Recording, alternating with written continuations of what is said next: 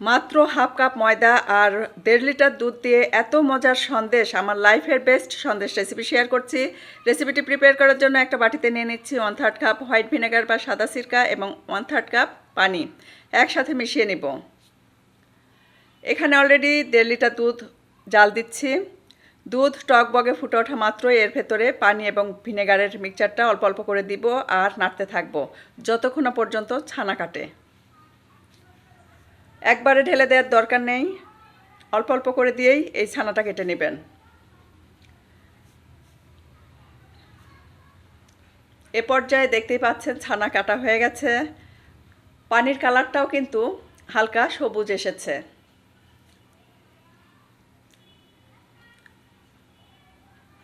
পানি এবং ভিনেগারের মিক্সচারটা বেঁচে গেছে অল্প, এটা আর আমি ব্যবহার করব না। এখন যত তাড়াতাড়ি সম্ভব এই ছানাটাকে আমি উঠিয়ে নেব, স্ট্রেন করে নেব। ছানা কিন্তু একদম সফটভাবে তৈরি হয়েছে।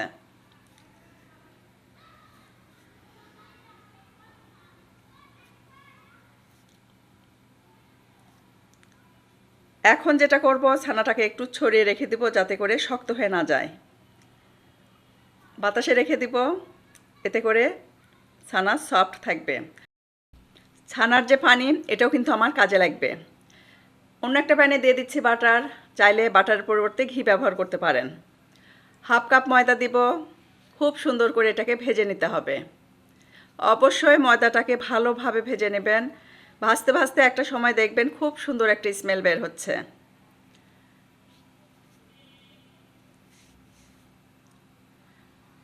যখন খুব সুন্দর স্মেল বের হবে তখনই কিন্তু ছানার পানি অল্প অল্প করে দিয়ে মিশাবো যাতে করে খুব সুন্দরভাবে মেশাতে পারি।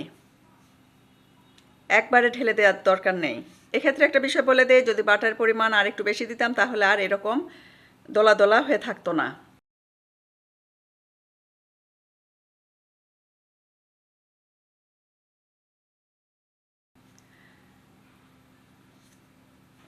মেশাতে অসুবিধা হলে ব্লেন্ডারে কয়েক সেকেন্ড ব্লেন্ড করে নেবেন, তাহলে এরকম স্মুথ ব্যাটার তৈরি হবে। নাড়তে থাকবো যেন কোনো ক্রমেই পুড়ে না যায়। 3টা এলাচ খুব সুন্দরভাবে বেটে নিয়েছি, গুঁড়াগুলো দিয়ে দিচ্ছি, খোসাটা ফেলে দিব।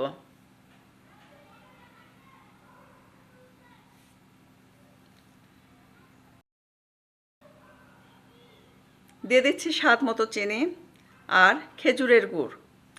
চাইলে শুধু চিনি দিয়েও করতে পারেন কিংবা শুধু গুড় দিয়েও করতে পারেন। খুব সুন্দরভাবে মিশিয়ে নেব।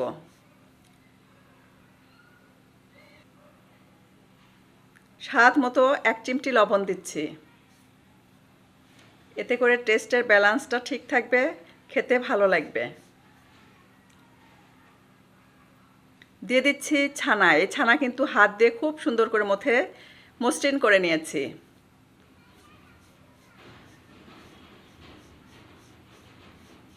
খুব সুন্দরভাবে মিশিয়ে নেব।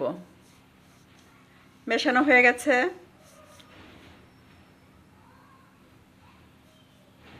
এখন আমি এর ভেতরে দিয়ে দিব গুঁড়া দুধ। গুঁড়া দুধটা দিচ্ছি টেস্ট বাড়াবে, সেই সাথে এটাকে টাইট করবে। সাথে সাথে স্প্যাচুলা দিয়ে খুব সুন্দর করে মিশিয়ে নিতে হবে। অল্প ঘি দিয়েছি, আবারও একটু বাটার দিব।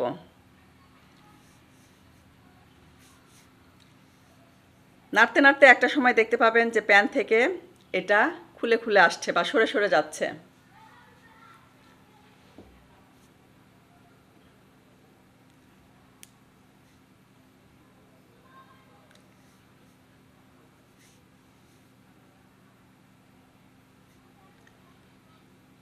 এ পর্যায়ে আমি এটা নামিয়ে নিয়েছি। প্রথমে সার্ভিং প্লেটে কিন্তু ঘি লাগিয়ে নিয়েছিলাম, তারপর এটা ঢেলে নিলাম। উপর থেকে একটু কাঠবাদাম দিচ্ছি, চাইলে কিশমিশ দিতে পারেন। এখন এটাকে স্প্যাচুলার সাহায্যে একটু সেট করে নেব।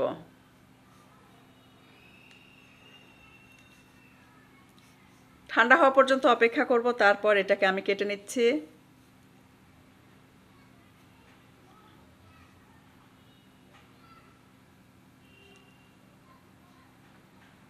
যখন একদম পুরোপুরি ঠান্ডা হবে তখন কিন্তু আর এরকম নরম থাকবে না, আর একটু শক্ত হতে পারে।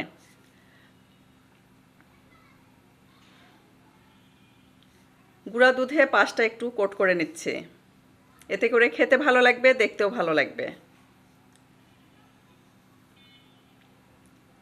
এখন একটা প্রশ্ন থাকতেই পারে, যেহেতু আমি এখানে হোয়াইট ভিনেগার ব্যবহার করেছি, ছানাটা পানিটা ব্যবহার করেছি, টক হবে কি না এটা আপনি বুঝতেই পারবেন না যে এর ভেতরে আপনি হোয়াইট ভিনেগার দিয়ে ছানা কেটেছেন আর সেই ছানার পানিটাও ব্যবহার করেছেন, বুঝতেই পারবেন না এটা টক হয়েছে। দেখতেই পাচ্ছেন হাত দিয়ে কতটা সফট মনে হচ্ছে। আলহামদুলিল্লাহ, এটা আমার জীবনের বেস্ট একটা সন্দেশ। আমি এ যাবত যত সন্দেশ খেয়েছি, যত ছানার বরফি খেয়েছি, তার ভেতর এটা best. Must try and let me no in comments. অবশ্যই কমেন্ট করে জানাবেন কারা কারা এভাবে রেসিপি প্রিপেয়ার করে থাকেন। আলহামদুলিল্লাহ, আমার কাছে খুব ভালো লেগেছে, অসম্ভব টেস্টি।